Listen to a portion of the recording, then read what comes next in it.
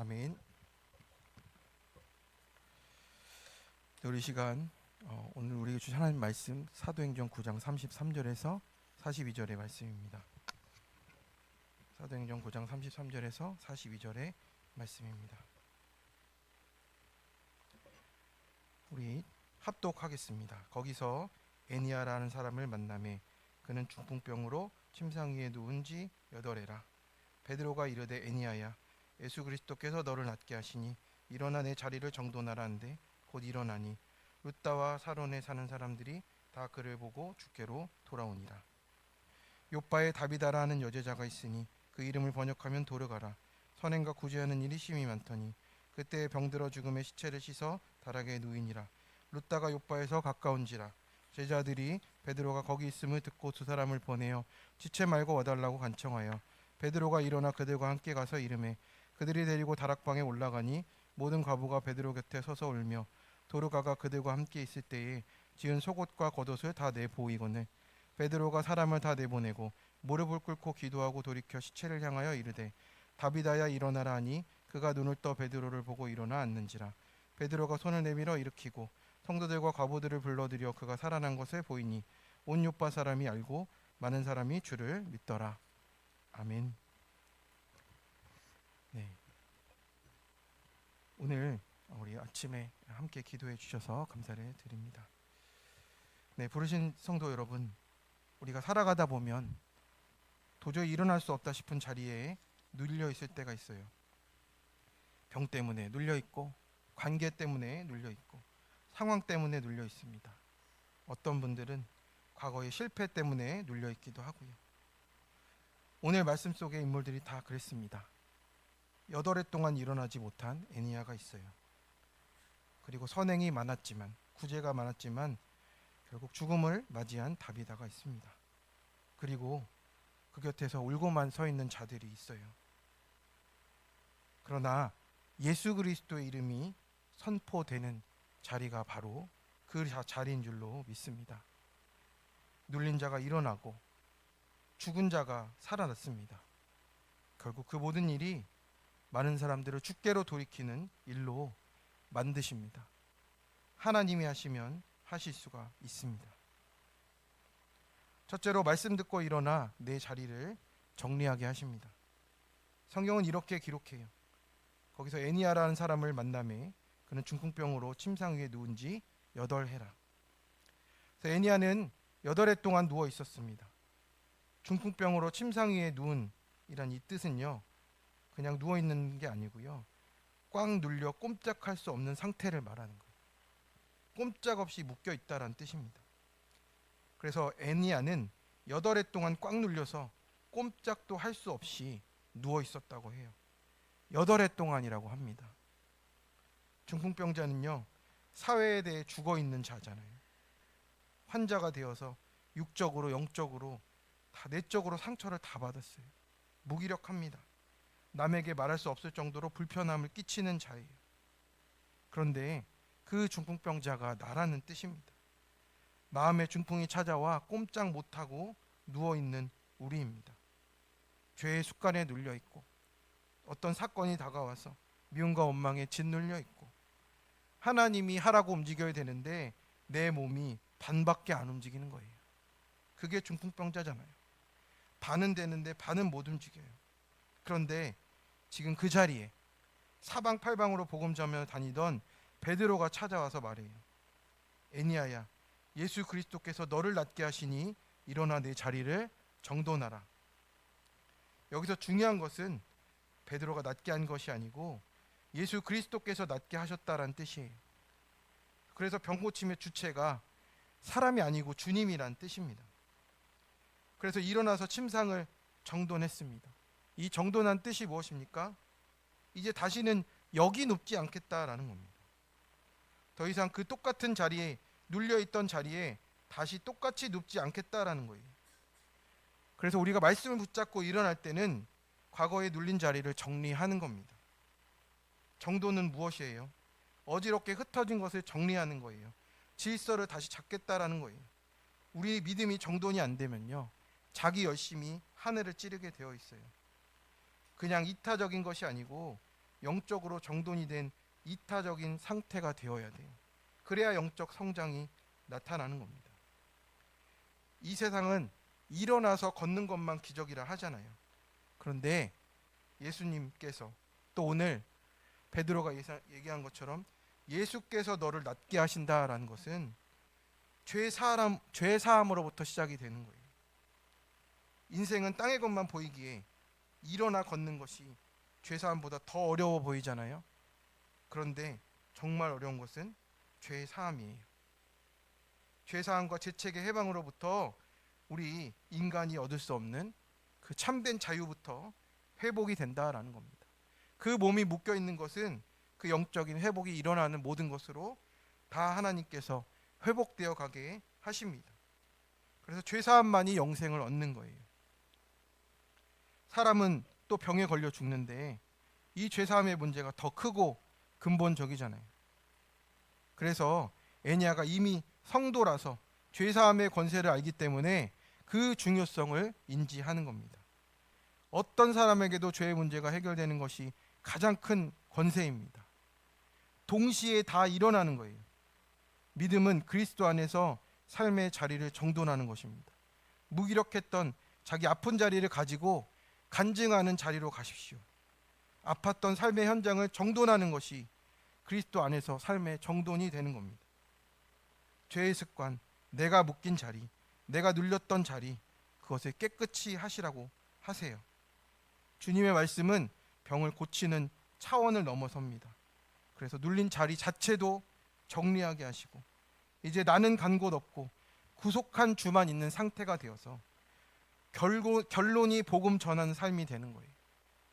그게 성령의 정돈입니다. 이 세상에는 죄인과 안 죄인만 있습니다. 복음 전파할 마음만 있으면요, 아프지도 않고 성령의 정돈이 되고 전도가 되고 치유의 역사가 나타납니다. 피해자 가해자가 없어요. 내 아픈 자리를 정돈하고 간증하는 것이 주께로 돌아오는 사람이 많게 되게 하는 겁니다. 왜냐하면 자기 죄를 보기 때문에 내 안에서부터 빛이 흘러나오기 시작합니다. 그 결과는 무엇입니까? 룻다와 사론에 사는 사람들이 다 그를 보고 주께로 돌아왔다고 합니다. 돌아오다가 뭡니까? 완전히 방향을 바꿨다는 거예요. 애니야 한 사람이 말씀 앞에 일어나고 자리를 정리하자 그 지역 전체가 주께로 돌아왔습니다. 말씀대로 내가 해석되면 나 하나만이 아니고 공동체 전체를 살리십니다. 적용 질문입니다. 지금 나는 반신이 못 움직이는 중풍 속에 있지 않습니까? 주님 말씀만이 나를 일으키심을 붙잡습니까? 나의 믿음의 자리는 성령으로 정돈됐습니까? 다시 그 자리에 눕지 않기 위해 내가 정리할 무질서와 혼란은 무엇입니까? 두 번째입니다. 죽은 시체여도 믿음으로 간청합니다. 욥바에는 다비다라는 제자가 있었어요. 성경은 그 제자를 이렇게 소개합니다. 그 이름을 번역하면 도르가라. 선행과 구제한 일이 힘이 많더니. 이름이 기억되는 것도 감사한데요, 그녀의 선행과 구제를 특별히 강조해요. 이 구제는 단순한 자선이 아니고요, 긍휼에서 흘러나오는 실제적인 도움이에요. 예수님의 길이 가시밭길인데 그 길로 가는 자는 차별받지 않습니다. 제자란 예수 그리스도의 길을 따라가는 자입니다. 아직 제자가 되지 못한 것은 툭 치면 간증이 안 나오는 거예요. 다비다는 복음을 제대로 받아들여서 성도를 넘어서는 제자가 된 것입니다. 간증이 많더라도요, 정돈이 안 되면 툭툭 나오지 못합니다. 그때그때 내 죄를 보지 못해요. 제자여야 제대로 된 구제와 선행을 할 수가 있는 겁니다. 다비다가 그렇기에 단순히 착한 일 한 게 아니라 하나님의 긍휼을 나눈 제자로 인정받은 겁니다. 그런데도 그때 병들어 죽음에 시체를 씻어 다락에 누이니라 라고 이렇게 죽음을 맞이했어요. 우리가 아무리 착하게 살고 구제를 많이 하고 우리의 모든 봉사를 많이 할지라도 죽음은 막을 수는 없습니다. 우리가 이 다비다를 보면서 깨달아야 할 것은 우리의 행위로는 우리가 늘 경계해야 된다라는 거예요. 행위로 얻을 것이 없어요. 사람 영광 받는 것을 우리가 늘 긴장하며 조심해야 하는 거죠. 우리가 조금만 잘 되면 얼마나 우리 마음이 높아지는지 모릅니다. 내가 교만하게 될 환경이라면요, 돈도 집도 직장도 주지 말라고 우리가 기도해야 되는 거예요. 그래야 말씀이 들리는 환경 속에 있는 겁니다. 내가 구하지 말아야 될 것 구하면요, 육적, 정신적인, 영적 고통이 끝이 없어요. 내가 갖지 말아야 될 명예, 돈과 가정, 하나님의 영광을 가져서 끝도 없이 고난을 받는 집이 많아요. 지금도 내 마음이 고난을 받고 있기도 해요. 하나님도 용서하지 않는 큰 죄가 있잖아요. 그게 뭡니까? 예수님 믿지 않고 내가 그 교만한 길을 계속 걸어가는 거예요. 그 죄가 우리 속에 있으면 죽음으로 끌고 가기 때문에 하나님은 그 사람을 흔드십니다. 용서하지 못하는 내 죄가 있을 때 상대를 시기하고 원망하는 미워하는 마음으로 내 인생이 흔들려지고 있습니다. 우리는 1만 달란트 탕감받은 사람입니다. 그런데 우리는 100데나리온에 집착을 하는 거예요. 그 사람을 불쌍히 여겨야 되는데 나한테 100데나리온 안 줬다고 죽여야 한다라는 거죠. 1만 달란트 탕감받은 감사함이 없습니다. 불쌍히 여김이 마땅한데 용서가 안 되는 집안 식구가 있고 절대로 변하지 않을 것 같은 사람이 있어요. 성도는 기본적으로 10,000달란트를 탕감받은 사람입니다. 그리고 나를 괴롭히는 사람은 100데나리온 빚진 자예요. 10,000달란트는 20만 년 갚아야 하는 노동이고요. 이런 죄가 사해졌기 때문에 우리가 갚을 길 없는 은혜에서 살아가는 겁니다. 1만 달란트 빚진 나를 탕감해 주셨다는 마음이 있어야 영생이 선물로 주어집니다. 여기서 제자들이 그 다비다를 포기하지 않았습니다. 룻다가 요바에서 가까운지라 제자들이 베드로가 거기 있음을 듣고 두 사람을 보내어 지체 말고 와달라고 간청합니다. 사람은 죽었지만 포기하지 않고 간청해 간절히 붙잡고 애원하되 믿음으로 했습니다.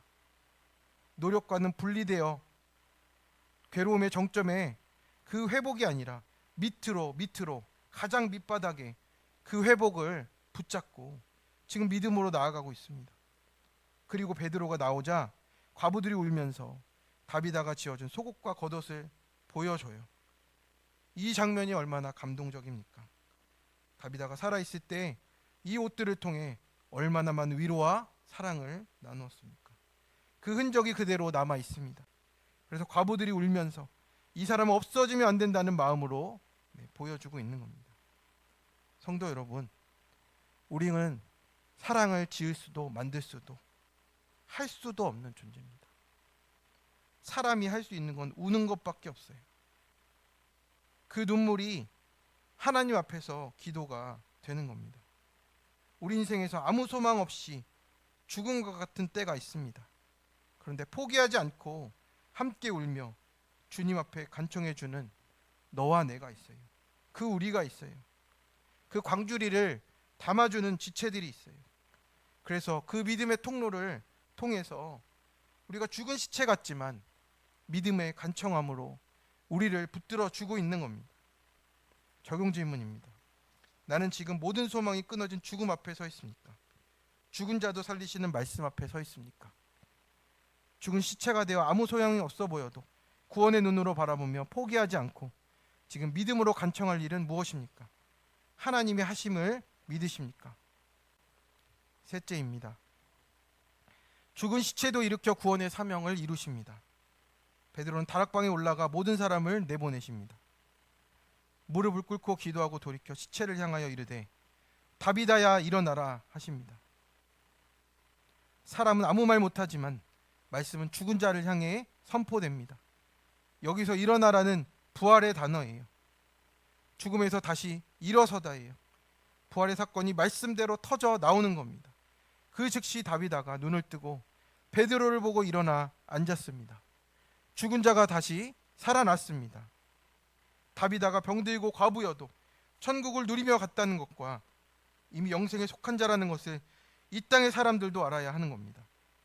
아무리 다비다가 병들어 죽었어도 천국 백성이에요.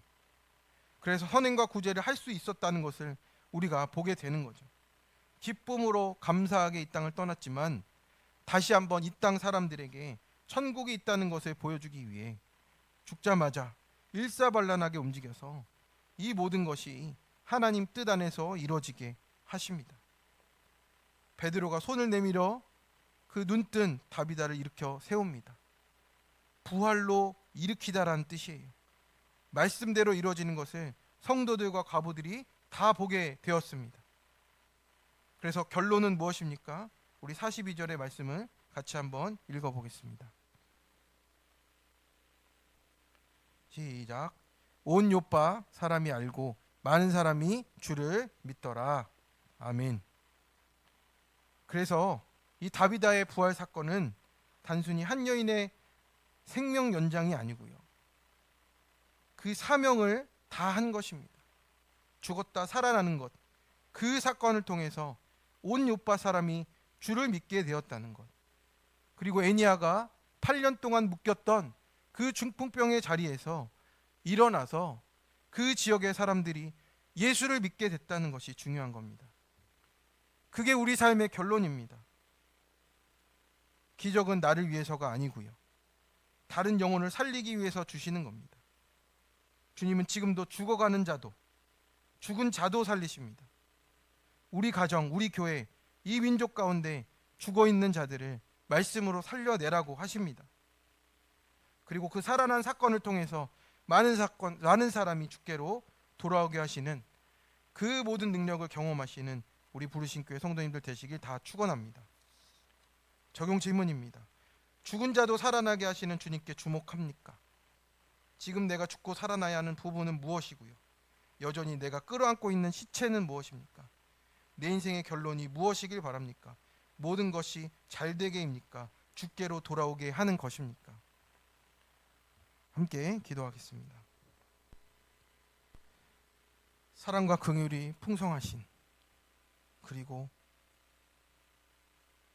중풍으로 쓰러진 자도 죽어있는 자도 살리시는 생명의 하나님, 오늘도 우리 그 말씀 앞에 우리의 몸을 내려놓으며 우리의 마음을 내려놓으며 이 시간 주님 앞에 나갑니다.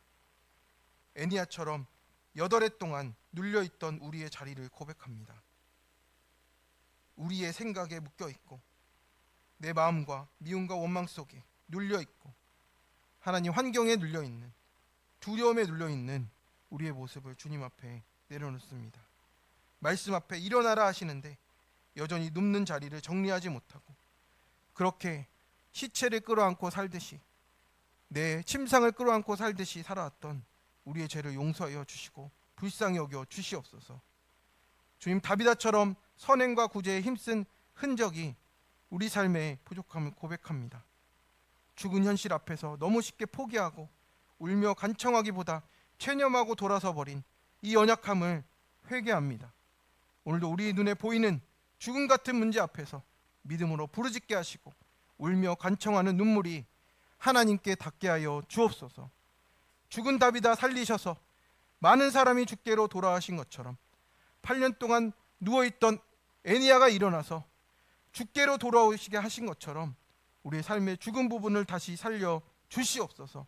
그래서 나 하나 잘 되는 것이 아니라 많은 영혼 주께로 돌아오게 하시는 하나님의 뜻임을 알고 우리가 그 길로 가게 하여 주옵소서. 오늘도 눌린 자리에서 일어나며 죽은 현실에서 간청하고 부활의 능력으로 다시 살려내시는 주님께 이 모든 것을 맡겨드리며 우리 주 예수 그리스도의 이름으로 기도드립니다. 아멘. 네, 우리 시간 함께